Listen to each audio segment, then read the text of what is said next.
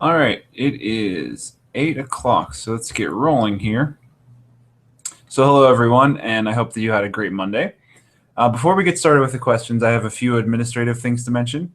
I recently made a post across all the groups that indicated that all of your program documents now have a disclaimer section in them. There's a bunch of legalese in there. Nothing happened or changed or anything. It's just that I've formed a limited liability company for a few different reasons, and that type of disclaimer in your program documents is kind of required. It's mostly a CYA type of thing. That's cover your ass. If you have any questions about that specifically, you can either message me or reply to that post. But basically, by continuing with me, you agree to what's in there, and it's basically just saying that if you take my advice, you're not going to sue me for anything more than what you've already paid to me. So just to kind of get that out of the way. Secondly, I have recently written a new blog post that you may find helpful, and it's the only thing I regret about my weight loss. And there's also the ebook available on my blog too, if you want to check out. And it's just a reminder, it's a compilation of all of 2014's questions with their answers.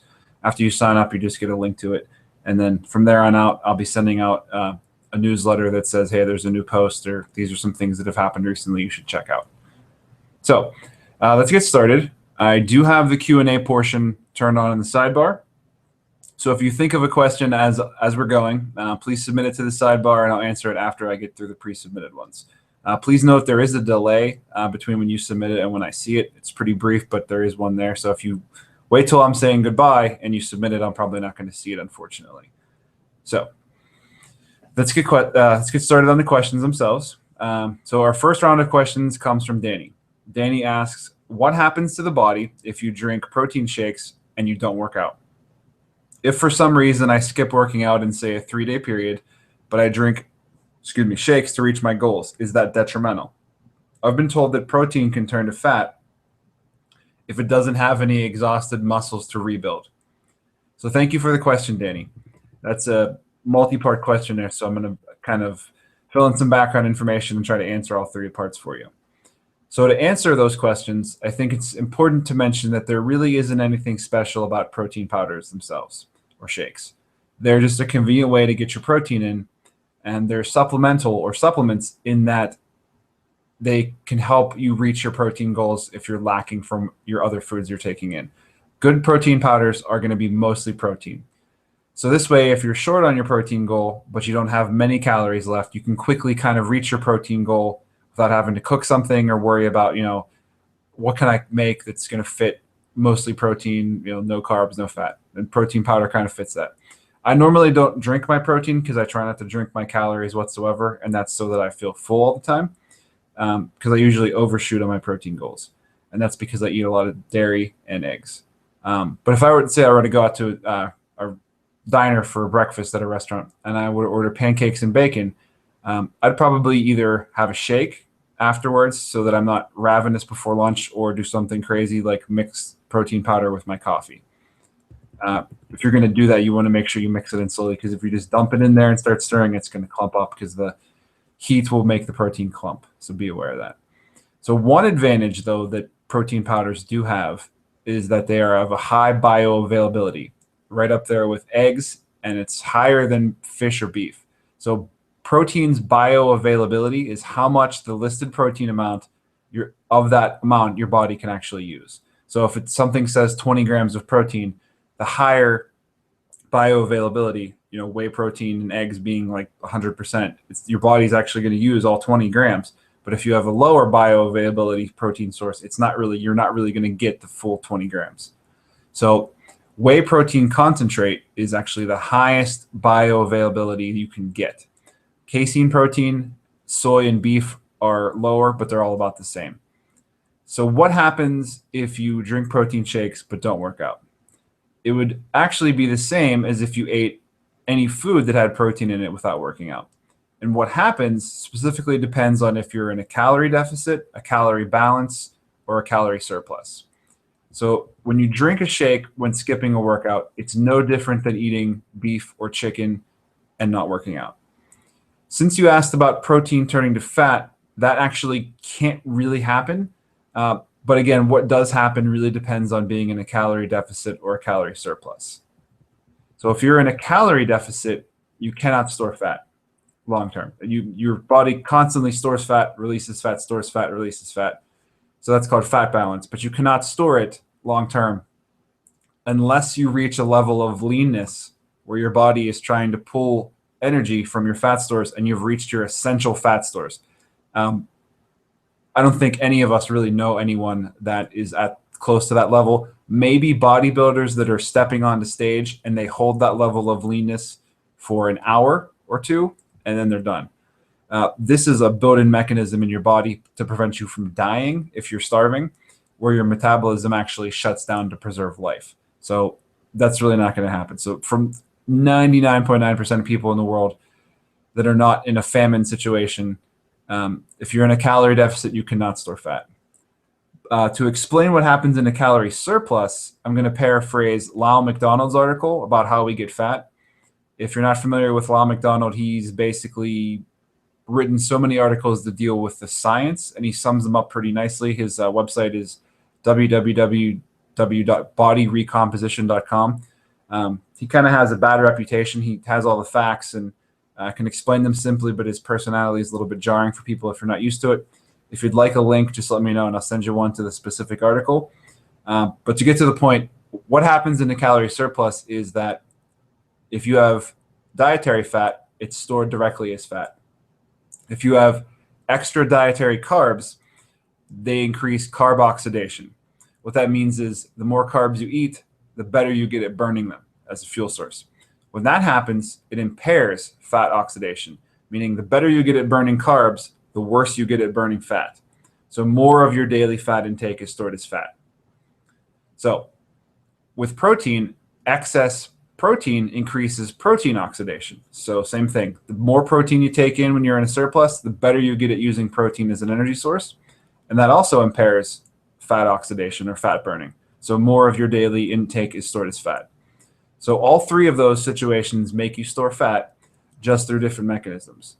So there's a correlation between dietary fat, protein, and carbs and how your body stores them. Your body stores fat as fat, your body stores protein and muscle as muscle, and your body stores carbs as energy or sugar in the muscles themselves with water.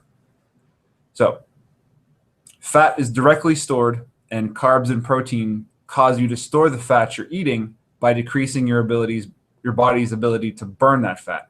So regardless of what's happening, protein itself will never be stored as fat. Carbs will most of the time never ever be stored as fat except in extreme situations.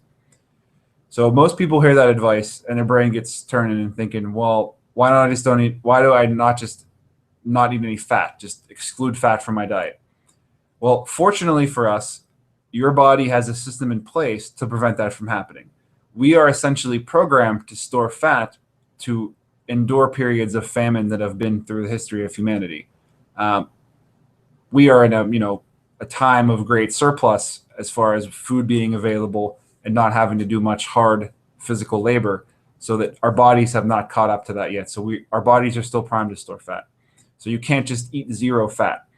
If you do, let's just say if you're eating 10% of your total daily calories, less than 10% of your total calories from dietary fat, and you're eating in a surplus, your body will switch to something called de novo lipogenesis, and that means the creation of new fat in Latin. So your body creates new fat cells by converting carbs into fat, and that's when you are below 10% of your daily intake from dietary fat. And again, you'd have to be in a surplus for that to happen. If you're in a calorie deficit, that's not going to happen. Even then, in that situation, it's incredibly unlikely that protein itself would be converted to fat. You'd be storing all of your fat as fat, you'd be storing all of your carbs as fat, and it's highly unlikely that you'd be storing enough of the protein to actually store it as fat. It's basically never going to happen, but it's not impossible. The other side effect is when you get that low of fat intake, all of your hormones get out of whack. You start to lose your hair. You can't sleep. You have insomnia. You just feel awful. And the only thing that can solve that is bringing your fat intake back up. So fat is the storage mechanism of energy in the body, but it's also necessary to support hormone levels and your brain. So your brain is essentially a giant ball of fat. So hopefully that will give you some insight as to why high protein diets can lead to long-term fat loss. And in general, I am a fan of everyone having a higher protein and fat intake relative to their a lower carb intake. Now, this doesn't suit everyone, and as you know, I'm not usually strict about your carb or your fat goals in order to make this more of a lifestyle change for people.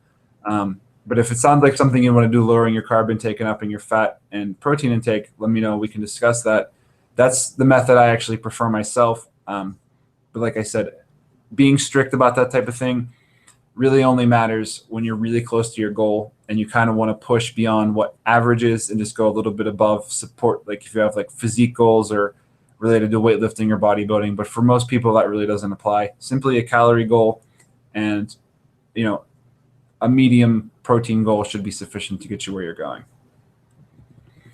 So that was one multi-part question and a whole lot of words. So I'm going to take a breather. That was all the questions that were submitted so far. So I'm going to go ahead and flip through and take a look. Okay, that's not a question. And let's see.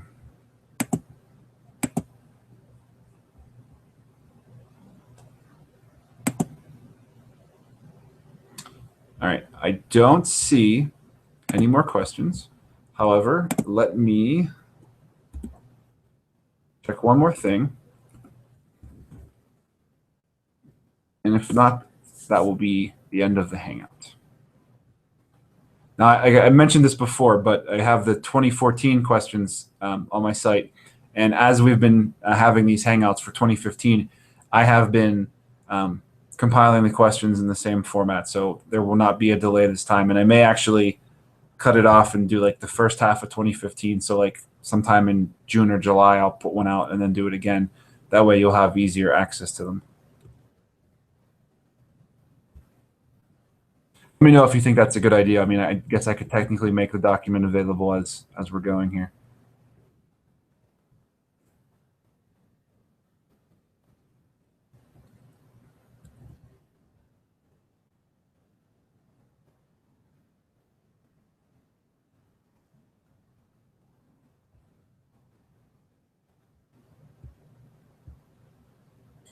Okay, I don't see any questions, so I guess that's it for tonight. I will talk to everyone soon. You hope you guys have a great week, and you'll see my face on the Hangout next week. Have a good week, everyone. Good night.